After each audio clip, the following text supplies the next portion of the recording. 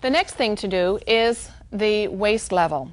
Now, on the master pattern, there is a waist guideline going across the bottom of the bodice. And then there is a series of dots that begin, and they are labeled as waist measurement. Up to this point, we have utilized your bust measurement, but now, most logically, we will use your waist measurement. Your waist can be as small as 20 inches around, or 50.8 centimeters, and it will go all the way on up to 54 inches, or 137.2 centimeters. But before we can actually mark off your waist measurement dot, you'll notice that Enid is very long-waisted. You may have been short-waisted. Whether you're long or short, the next step is virtually the same. You release the tracing vellum, and for long-waisted people, you're going to shift your tracing vellum up until your line lines up with the waist guideline of the master pattern. Had you been short-waisted, you would simply shift the tracing vellum downward, lining up your waist guideline with the waist guideline on the master pattern. So there we have the tracing vellum in position. Now you can mark off your waist measurement, whatever the case may be. And that was Enid's waist measurement dot. Then you utilize your stylus and connect the bottom of your dart to your waist dot. Now you can see what's happening here. You are really blueprinting in that midriff area. If you're a full-busted lady with a very narrow waist, as you connect to your narrower dot, you're getting it much smaller in here. You're getting rid of the excessive fabric that you always have to contend with.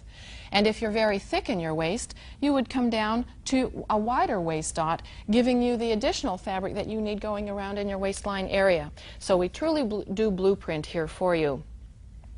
Next, we need to put in this dart underneath your apex, and to make that a simple process, we utilize this template called the waist darts template. On the template, there is a blue line going across the bottom, and that is labeled as waist guideline. That will always line up with the waist guideline on the master pattern. Every dart is labeled according to its usage, and dart number 1 is labeled as bodice front dart. As we look at that and go up to the tip of the dart, there is an arrowhead, and it says align arrow with apex position. So that's exactly what I'm going to do. Take the arrow, put it on that apex position, and then simply draw in the tip of the dart. Now, looking down to the waist edge, you'll notice that the waist guideline on the template is about 1 inch above the waist guideline on the master pattern. I need to line those up, so I'm going to just shift the template down until the waist guideline on the template does line up with the waist guideline on the master pattern. Then you draw through the template. Now we have a tip and a tail end to the dart, and all that you're going to do is connect the top of the dart to the bottom of the dart, and that finishes it off. Let me do that one more time. Let's say that your bust was lower down. You would take your arrowhead and put it on your apex. You'd draw in the tip of your dart. Now the blue waist guideline is substantially lower than the waist guideline on the pattern, so you'd shift your template up, draw in the tail of the dart. Then you would connect together the tip to the tail end, and you can see how much shorter your dart would be in that area.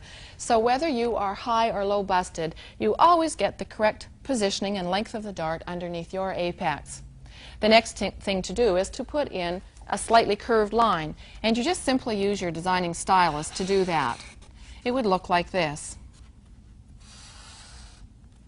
Now, to finish off the bodice front, this is called a stripped down pattern. It means it doesn't have any seam allowances on it. So in order to cut it out and sew it together without losing any of the ease, we are going to draw through the slots that are provided on the designing stylus.